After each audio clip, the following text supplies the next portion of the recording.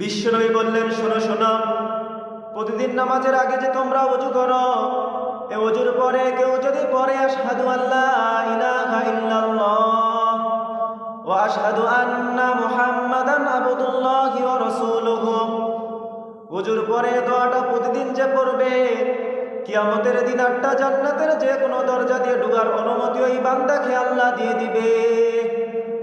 এইটা আপনাদের জন্য আছে, এই সুযোগ চান্স আপনাদের জন্য আছে। ছোট্ট আমল, ওযু তো করাই লাগে প্রতিদিন নামাজের জন্য। ওযুর পরে শাহাদাতের বাক্যটা পড়লে 8টা জান্নাতের দরজা দিয়ে ঢোকার অনুমতি দিবে কে? বুখারীর বর্ণনায় বিশ্বনবী বলেন, ইন্নালিল জান্নাতি সামানিয়াতু আবওয়াব, জান্নাতের ভিতরে আমি 8টা দরজা করেছি, 8 দিক থেকে ঢোকা যায়। মিনহা বাবুন ইউসাম্মা আর-রায়্যান, 8টা দরজার মধ্যে স্পেশাল একটা দরজা আছে, ওইটার নাম হলো রায়্যান। লা ইয়াদখুলুহু ইল্লা সাইমুন, রোজাদাররা ছাড়া ওই দরজা দিয়ে ঢোকার অনুমতি আর কেউ পাবে না।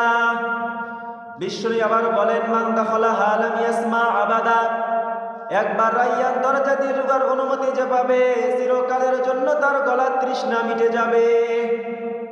আপনি রোজা রেখেছেন, সারাদিন না খেয়েছিলেন, এইটার প্রতিফল হিসাবে আপনাকে রায়্যান দরজা দিয়ে ঢুকাবে, গলার তৃষ্ণা মিটে যাবে। জান্নাতের দরজার সাইজ কত বড় হবে? আমাদের ঘরের দরজার মতো হবে নাকি? আমাদের ঘরের দরজার সাইজ কত বড়? 4 ফিট 3 ফিট, আবার আলিশান বাড়ি হলে 8 ফিট 10 ফিট। জান্নাতের দরজার সাইজ 8 ফিট 10 ফিট হবে নাকি? বিশ্বনবী বলেন, ইন্নাল মিসরাইন মিন মাসানি'ল জান্নাহ মা বাইনা মক্কা ওয়া হাজার। মক্কা হলো সৌদি আরবের একটা শহর, বাহরাইন নামের একটা দেশ আছে, বাহরাইনের রাজধানী হলো মানামা। বাহরাইনের একটা শহর আছে, ওইটার নাম হলো হাজার।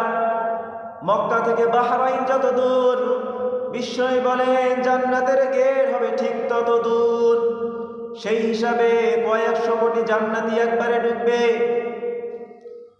প্রতিটা জায়গায় ফার্স্ট ক্লাস সেকেন্ড ক্লাস আছে, এরকম জান্নাতের ভিতরেও ফার্স্ট ক্লাস সেকেন্ড ক্লাস আছে। জান্নাতের ভিতরে ফার্স্ট ক্লাস জান্নাত হলো জান্নাতুল ফেরদাউস। জান্নাতুল ফেরদাউসে থাকবে আমাদের নবী বিশ্বনবী। আমরা থাকবো কোন জান্নাতে? কথা বলে না, সাহস করে বলেন, আমরাও থাকবো ওই জান্নাতে। পৃথিবীর সব মানুষকে যদি আল্লাহ জান্নাতুল ফিরদাউসে ঢুকায় দেয়, জান্নাতুল ফিরদাউসের কমতি হবে নাকি? জাহান্নামের আগুনে পুড়তে পুড়তে, বুখারীর বর্ণনা, আখিরু মান দাখালাল জান্নাহ, সর্বশেষ যে বান্দাটাকে আল্লাহ জান্নাতে দিবে, তার জান্নাতটা কত বড় হবে? 10টা পৃথিবীর সমান তার জান্নাতটা হবে। আমাদেরকে সবাইকে যদি আল্লাহ জান্নাতুল ফেরদাউসে দেয়, জান্নাতুল ফেরদাউসের কমতি হবে না। এজন্য বিশ্বনবী বলেন, ইযা সাআলতুমুল্লাহাল জান্নাত, তোমরা যখন আল্লাহর কাছে জান্নাত চাইবা, ছোট্টটা চাইবা না, বড়টা চাইবা, জান্নাতুল ফেরদাউস চাইবা।